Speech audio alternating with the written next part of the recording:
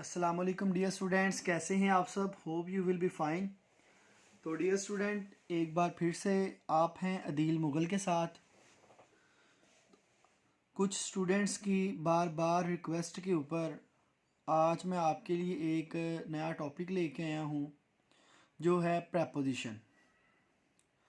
आज के इस लेक्चर में इंशाल्लाह मैं आपको बहुत सारे न्यू कंसेप्ट भी दूंगा, जो लोगों का पॉइंट ऑफ व्यू है अबाउट प्रेपोजिशन वो भी बताऊंगा। जो बुकिश डेफिनेशन है, यानी जो बुक में लिखी हुई है, उसको भी कंप्लीट करूंगा। यानी कि जो बुक में लिखी हुई है वो कंप्लीट डेफिनेशन नहीं है, ये मैं प्रूव करूंगा।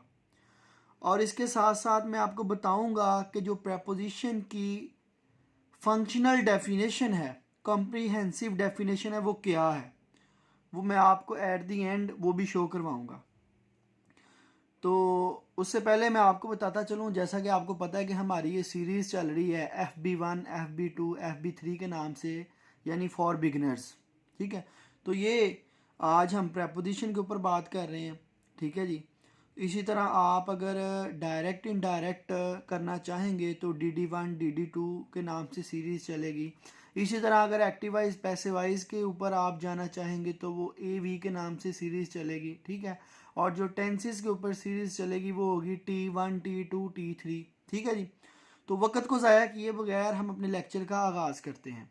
तो इंशाल्लाह मेरे साथ रहिएगा। आज आपको बहुत कुछ नया सीखने को मिलेगा, ये मेरी गारंटी है, ये मेरा दावा है। अल्हम्दुलिल्लाह जी। स्टार्ट करते हैं। Preposition. Some people are of the view that, कुछ लोगों का ये ख्याल है, यानी बहुत सारे लोग, या आप कह लें कुछ लोग ये समझते हैं कि प्रेपोजिशन जो है वो दो अलग-अलग वर्ड है, जैसे प्री और पोजीशन। प्री का मतलब है बिफोर, ठीक है जी, और पोजीशन का मतलब है प्लेस, यानी कि किसी भी जगह से, प्लेस से पहले आने वाला word. For example, he is going to school. School क्या है? प्लेस है। तो जो इससे पहले वर्ड आया है वो हमारा क्या होगा? प्रेपोजिशन होगा। ठीक है जी। ये अक्सर जो है हमें बात सुनने को मिलती है। अब दूसरी साइड मैंने एक नोट लिखा हुआ है, it may be the function of the preposition but not definition. कि प्रेपोजिशन की ये डेफिनेशन नहीं है, हाँ उसके फंक्शंस में से एक फंक्शन हो सकता है, क्योंकि प्रेपोजिशन के बहुत सारे फंक्शंस होते हैं जो आज हम डिस्कस करने जा रहे हैं। उसके बाद जो डेफिनेशन बुक के ऊपर लिखी होती है उसके ऊपर बात करते हैं। दो डेफिनेशन है जो बुक के ऊपर लिखी होती हैं। ठीक है जी। Number 1, these are empty words. These are empty words, यानी कि ये खाली लफ्ज होते हैं, इनका कोई मीनिंग नहीं होता। और कुछ चैंपियंस लोग पढ़ा रहे हैं, वो क्या करते हैं कि ऑन का मतलब होता है ऊपर, ठीक है, अंडर का मतलब होता है नीचे, इन का मतलब होता है अंदर, इसी तरह आउट का मतलब होता है बाहर। ठीक है जी। अगर हम कहें कम ऑन, तो इसका क्या मतलब ये होगा? ऊपर आओ। इसी तरह व्हाट इज गोइंग ऑन, ऊपर क्या हो रहा है। ठीक है जी। इसके अकॉर्डिंग तो यही इसकी ट्रांसलेशन बन रही है। नहीं, इसका मतलब ये हुआ कि इनका जो मतलब है वो ऊपर नहीं है, अंदर नहीं है। इसी तरह ऑन का मतलब ऊपर नहीं है, अंडर का जो मतलब है वो नीचे नहीं है, आउट का मतलब बाहर नहीं है। दीज आर एम्प्टी वर्ड्स, इनका कोई मीनिंग नहीं होता। So we can say that these words have no specific meaning, कि ये जो प्रेपोजिशन के जितने भी वर्ड्स होते हैं इनका कोई खास मतलब नहीं होता। ठीक है जी। इसी तरह they are use to create meaning. They are use to create meaning, इनका जो इस्तेमाल किया जाता है वो किस लिए करते हैं? मीनिंग्स को क्रिएट करने के लिए। बजाते खुद जो इनका मीनिंग है वो कोई नहीं होता। क्लियर हो गया जी। These words have no specific meanings.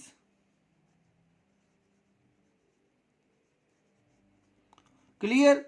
दूसरे नंबर पे मैंने आपको क्या बताया, they are use to create meaning, ये मतलब को जाहिर करने के लिए, एक सेंटेंस के मीनिंग को शो करने के लिए इनको इस्तेमाल किया जाता है। ठीक है जी।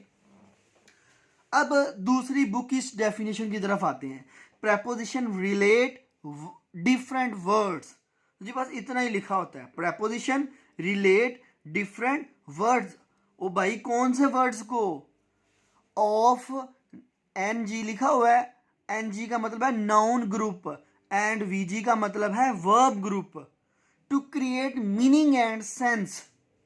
Prepositions are different words of noun group and verb group to create meaning and sense. इसमें क्या होता है, ये जो वर्ड्स होते हैं, जो प्रेपोजिशन के वर्ड्स होते हैं, वो नाउन ग्रुप का मतलब है नाउन आ जाता है, उसमें प्रोनाउन आ जाता है और एडजेक्टिव आ जाता है, और जो वर्ब ग्रुप है इसमें आ जाता है वर्ब और एडवर्ब।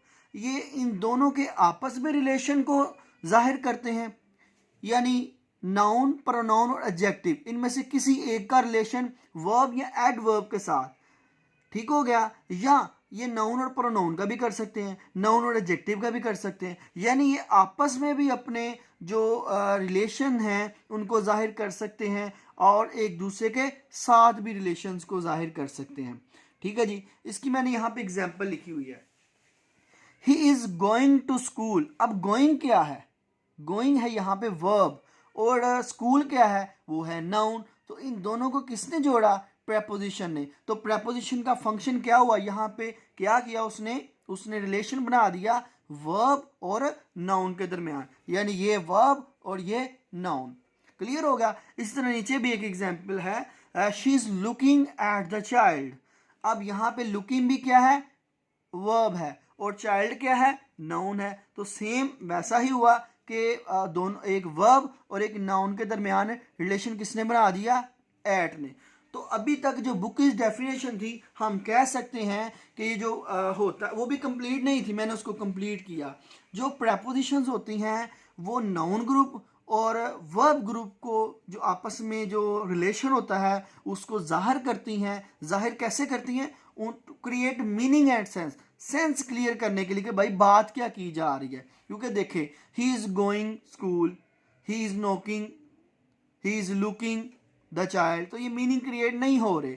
नेक्स्ट मजीद चलते हैं और मैं आपको इसके बारे में आगाह करता हूं। अब हम बात करेंगे फंक्शनल डेफिनेशन के ऊपर कि फंक्शनल डेफिनेशन क्या है, जो इसका वाकई ही फंक्शन परफॉर्म हो रहा होता है। ठीक है जी।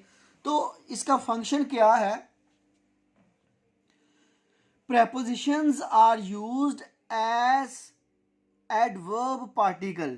ठीक है जी, एडवर्ब पार्टिकल के तौर पर इस्तेमाल होते हैं। दूसरे नंबर पे prepositions are used as adverb, adverb के तौर पर भी इस्तेमाल होती हैं। ठीक है जी। अब आप कहेंगे सर ये क्या बात हुई, एडवर्ब पार्टिकल और एडवर्ब ये आपने नई बात कर दी है। तो इंशाल्लाह मैं जो कहूँगा उसको साबित करूँगा। ठीक है जी, मेरे साथ रहिएगा। इंशाल्लाह आपको इतना कॉम्प्रिहेंसिव लेक्चर यूट्यूब पे नहीं मिलेगा प्रेपोजिशन के ऊपर जी। सबसे पहले हम बात कर लेते हैं एज एडवर्ब पार्टिकल के एज एडवर्ब पार्टिकल कैसे होती है प्रेपोजिशन। मैंने एक सेंटेंस लिखा है जी, she is going to school by bus today. She is going to school by bus today. अच्छा जी, अब यहां पे देखें, शी इज गोइंग वेयर, कहाँ जा रही है वो, टू स्कूल। ठीक हो गया।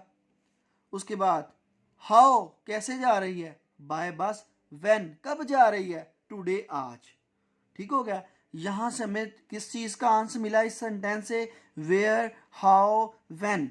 और जो भी किसी भी जुमले में ये जो तीनों वर्ड मैंने यहां पे यूज किए हैं, वेयर, हाउ, ठीक है, इसी तरह व्हेन, ठीक हो गया, जो इनका आंस होता है किसी भी एक सेंटेंस में, जो इसका आंस होता है उसको हम कहते हैं एडवर्ब।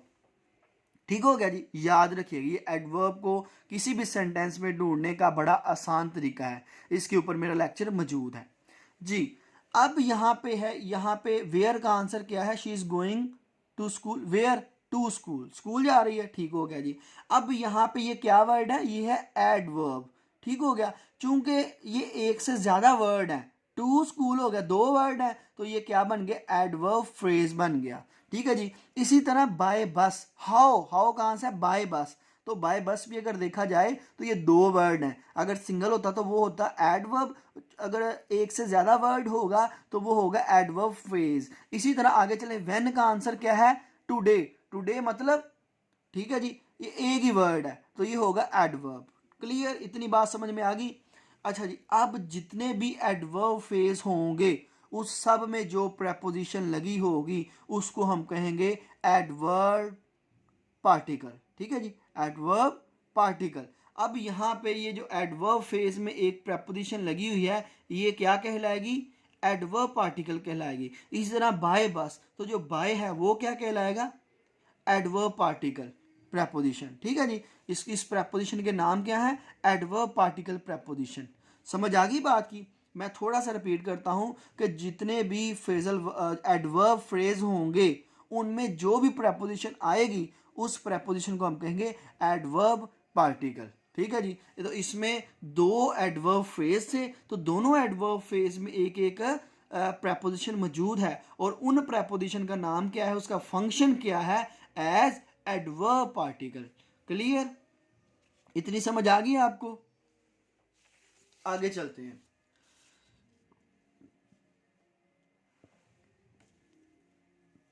अच्छा जी, आगे सुनते जाएं, आपको बड़ा मजा आएगा इंशाल्लाह सुन के, बहुत सारी चीजें सीखने को मिलेंगी।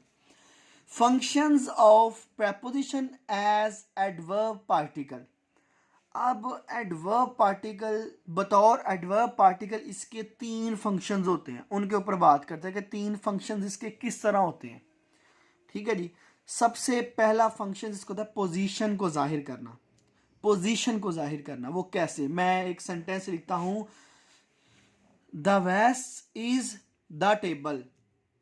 ऑन और अंडर को अभी हाइड कर देते हैं। ठीक है जी, मैं लिखता हूं द वैस इज द टेबल।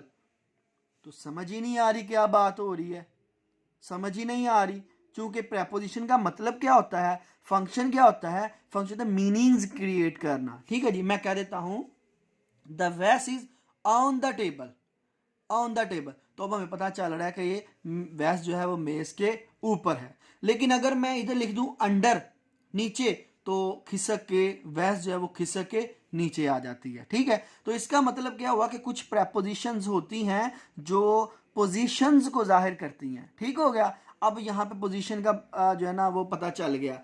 अब अगली बात, क्या एडवर्ब पार्टिकल ही ये सेंटेंस है, क्योंकि हम अगर फंक्शंस जो है वो डिफाइन करें तो वो है एडवर्ब पार्टिकल के, तो मैं देखता हूँ क्या ये एडवर्ब पार्टिकल भी है जी। यहाँ पे द वैस इज ऑन द टेबल, तो वैस इज वेयर, तो वेयर का आंसर है ऑन द टेबल। ठीक है जी, वेयर का आंसर है ऑन द टेबल। ठीक हो गया, तो अब यहाँ पे देखें तो ये क्या कहलाता है, वेयर का आंसर होता है वो होता है एडवर्ब। तो एडवर्ब यहाँ पे एक वर्ड से ज्यादा वर्ड्स हैं। ठीक है जी, ऑन दी वर्ड, तीन वर्ड बन गए, तो इसलिए इस पूरी लाइन को, आंसर को क्या कहेंगे, एडवर्ब फेज। तो जो एडवर्ब फेज के अंदर जो प्रेपोजिशन होगी वो हमारी क्या होगी, एडवर्ब पार्टिकल कहलाएगी। ठीक हो गया। अगली बात देखें, मैं अगली बात को भी प्रूव करता हूं। यहां पे रिलेशन किन के दरमियान है, द वैस क्या है, नाउन, टेबल क्या है, नाउन। ठीक हो गया, तो इसने क्या किया, दो नाउन के दरमियान जो है वो रिलेशन को जाहिर कर दिया। ठीक हो गया जी, तो यहां पे ये हो गया। अच्छा, अब मैं यहां पे एक और चीज आपको बताना चाहूंगा। अब यहां पे देखें कंसेप्ट क्या है, इसका कंसेप्ट देखते हैं। कंसेप्ट है relation between an unknown to a noun position. ठीक है जी, पोजीशन की बात कर रहे हैं ना, तो इसका मतलब ये है, इसमें क्या होता है कि एक चीज ऐसी होती है जिसको हम जानते होते हैं और एक चीज ऐसी होती है जिसको हम नहीं जानते होते। अगर मैं कहूं कि जो वैस है, जो गुलदान है, वो मेज के ऊपर है, ठीक है, तो इसका मतलब मैं वैस, अगर मैं किसी को कहता हूं कि वो जो वैस है वो मेज के ऊपर है, तो इसका मतलब वैस को कोई नहीं जानता, लेकिन टेबल को सब जानते हैं। जब कोई टेबल के पास चला जाएगा तो उसको गुलदान खुद ही मिल जाएगा। तो यहाँ पे जो हमारी वैस है वो अननोन है, उसको कोई नहीं जानता, लेकिन टेबल के जरिए हम उसको उस तक पहुंच पा रहे हैं, तो वो हमारी नाउन है। इसीलिए कहते हैं कि जो relation between an unknown to a noun position, तो जो प्रेपोजिशन का फंक्शन होता है वो क्या होता है, किसी अननाउन से नाउन पोजीशन की तरफ, ठीक है जी, मतलब क्रिएट करने के लिए, उसके मीनिंग्स क्रिएट करने के लिए। क्लियर हो गया जी। अच्छा, लेक्चर जो है वो काफ़ी लेंथी हो रहा है, तो मैं सोच रहा हूँ जो बाकी हमारे चीज़ें हैं प्रेपोजिशन से रिलेटेड उनको हम नेक्स्ट लेक्चर में लेके चलेंगे। तो मैं उम्मीद करता हूँ को आपको समझ भी आ गई होगी। तो आप जो है वो वीडियो को ज़रूर लाइक करें और बहुत सारे न्यू कंसेप्ट लेने के लिए आप हमारे चैनल के साथ जुड़े रहिए। अपना बहुत सारा ख्याल रखिएगा। अल्लाह हाफिज़।